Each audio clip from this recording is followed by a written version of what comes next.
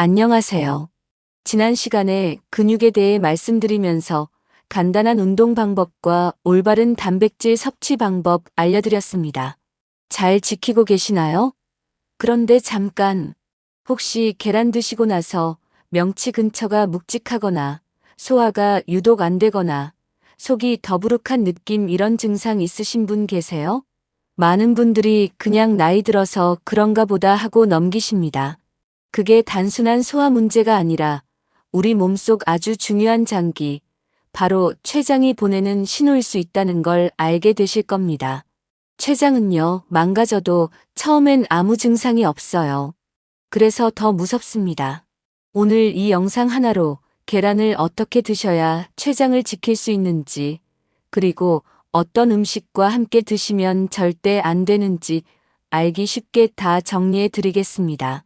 지금 이 영상을 끝까지 보신 분들은 내일 아침부터 계란 드시는 방법이 달라질 겁니다. 자, 먼저 췌장이 어디 있고 무슨 일을 하는지부터 말씀드릴게요. 어렵게 생각하실 필요 없어요. 췌장은 우리 뱃속 깊숙이 위장 바로 뒤에 숨어 있는 장기입니다. 크게 두 가지 일을 합니다. 첫 번째 일, 음식을 소화시키는 즙을 만들어냅니다. 단백질, 지방, 탄수화물 이 세 가지를 각각 녹이는 소화즙을 척척 만들어서 장으로 보내줘요. 두 번째 일, 혈당을 조절하는 인슐린을 만들어냅니다. 밥을 먹으면 혈당이 올라가는데 췌장이 인슐린을 내보내서 혈당을 다시 낮춰줘요. 그러니까 췌장은 소화도 담당하고 혈당도 담당하는 우리 몸에서 아주 바쁘게 일하는 장기입니다. 그런데 문제가 뭐냐면요. 60세가 넘으면 췌장의 기능이 눈에 띄게 떨어집니다. 소화즙을 만드는 양이 줄고 인슐린도 예전만큼 빠르게 나오지 않아요. 젊었을 때는 계란 2개 먹고 바로 소화됐는데 나이 드니까 뭔가 한참 더부룩한 느낌 다들 겪어보셨죠? 그게 바로 췌장이 예전만큼 소화즙을 충분히 못 만들고 있다는 신호일 수 있습니다. 더 무서운 건 이 상태에서 잘못된 음식 조합을 계속 드시면 췌장이 한꺼번에 너무 많은 일을 해야 해서 과부하가 걸립니다. 이게 오래 쌓이면 췌장염, 심하면 당뇨로까지 이어질 수 있어요. 비유로 말씀드릴게요. 췌장을 오래된 보일러라고 생각해 보세요. 젊었을 때는 아무리 틀어도 금방 따뜻해졌는데 오래된 보일러는 무리하게 돌리면 고장 납니다. 계란은 단백질과 지방이 모두 많은 음식이에요. 특히 노른자의 지방을 소화하려면 췌장이 지방 소화즙을 평소보다 훨씬 많이 만들어야 합니다. 그래서 계란은 먹는 방법이 정말 중요한 거예요. 계란은 분명히 좋은 음식입니다. 그런데 문제는요, 30살 때 먹던 방식 그대로 60살이 넘어서도 드시고 계시다면 오히려 몸 안에서 돌을 만들거나 콩팥에 무리를 줄 수 있다는 겁니다. 그게 무슨 소리야, 계란이 왜? 하실 수 있어요. 저도 처음엔 그랬습니다. 딱 알기 쉽게 정리해 드리겠습니다. 두유와 감과 녹차를 같이 드시는 분들 꼭 보셔야 합니다. 그럼 먼저 가장 중요한 이야기부터 드릴게요. 나이가 들면 소화도 달라진다. 이 말 들어보셨죠? 그런데 얼마나 달라지는지 아십니까? 우리 위장은요, 음식을 녹이는 산을 만들어냅니다. 이걸 위산이라고 하지요. 그런데 60세가 넘으면 이 위산의 양이 젊었을 때의 절반 이하로 줄어듭니다.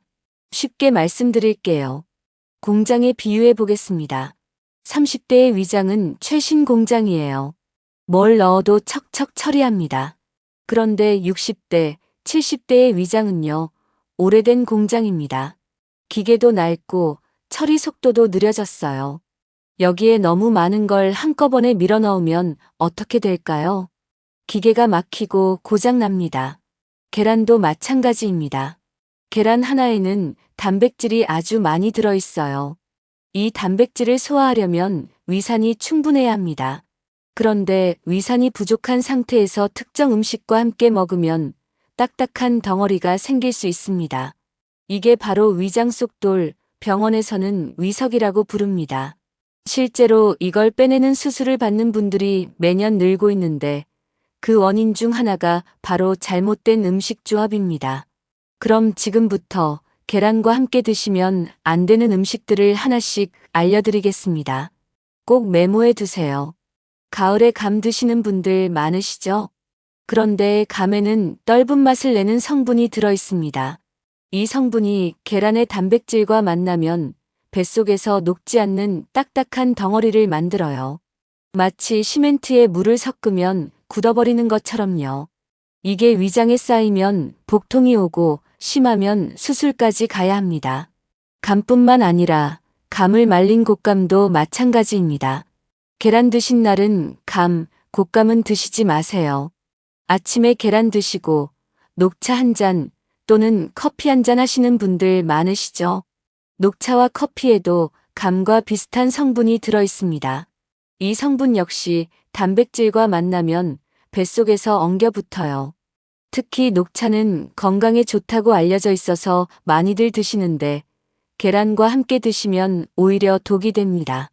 계란 드신 후 최소한 2시간은 지나서 녹차나 커피를 드세요. 아침 습관이 위장을 망칩니다. 두유 몸에 좋죠. 계란도 몸에 좋죠.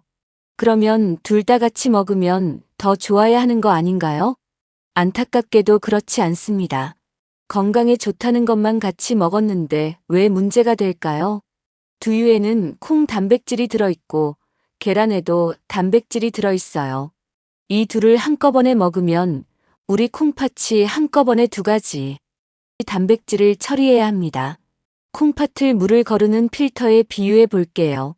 필터 하나로 거를 수 있는 양이 정해져 있는데 한꺼번에 2배를 부어버리면 필터가 막혀버리죠. 콩팥도 마찬가지예요.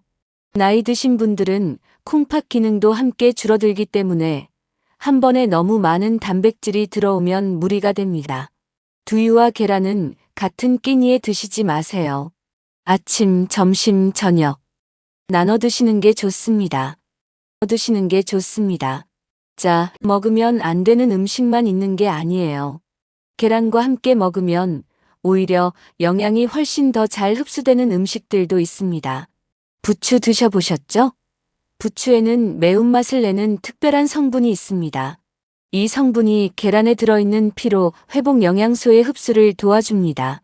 쉽게 말하면 계란 혼자 먹을 때보다 부추와 함께 먹을 때 영양이 훨씬 더 잘 몸에 들어온다는 거예요. 부추계란볶음, 부추계란전 우리 조상들이 괜히 그렇게 해 드신 게 아닙니다. 부추는 계란의 단짝 친구 같죠? 당근에는 눈 건강과 피부 건강에 좋은 성분이 들어 있습니다. 그런데 이 성분은 기름과 함께 먹어야 몸에 흡수됩니다. 계란 노른자에는 이 기름 역할을 하는 성분이 들어 있어요.